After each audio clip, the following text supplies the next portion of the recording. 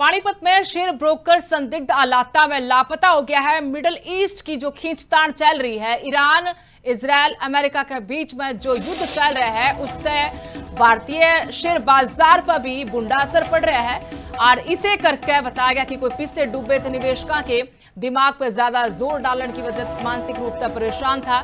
40 साल का गगन आहूजा बताया गया है कि वो गढ़ता शहर खातर लिख रहा था।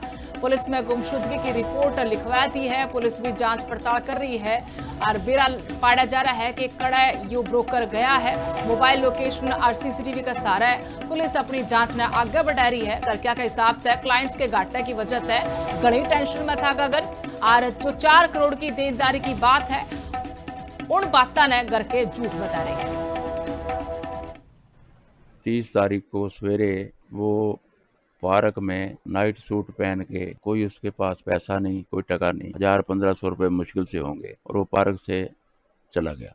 हमें पता लगा 10 बजे कि वो घर पहुंचा नहीं। हमने इसके सारे यारों दोस्तों को बुलाया, पूछा, तो सारों ने कहा भी हमारे पास नहीं आया। तो हमने इमीडिएटली मीटिंग करके वहाँ गुमशुदा की जो है पुलिस में कंप्लेंट कर दी। कोई घर में कोई किसी किस्म का कोई झगड़ा, कोई बात, या उसने हमारे से इस बारे में कोई शेयर नहीं किया।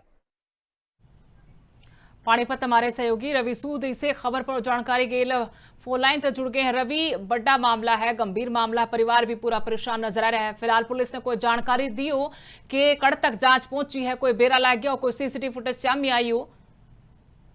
अभी सुदेश अभी तक जो सामने आया, अभी इसमें कोई सीसीटीवी फुटेज वगैरह कुछ अभी तक पुलिस के हाथ तो नहीं लगी है। लेकिन परिवार से बात हुई है। परिवार का कहना है कि युद्ध के चलते शेयर बाजार में जो घाटा पड़ा है, जिसको लेकर कि जो उसके क्लाइंट थे गगन के, उनको नुकसान हुआ है, जिसको लेकर कि मानसिक तनाव में जो गगन है करीब 30 अप्रैल को सुबह 7 बजे घर से निकल चुका था और अब तक इसका कोई सुराग जो है तो सामने नहीं आया है।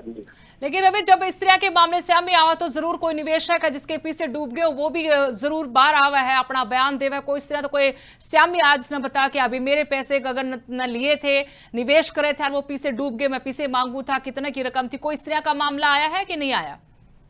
जी सुरेश, अब तक ऐसा कोई भी जो निवेशक का भी कोई सामने नहीं आया।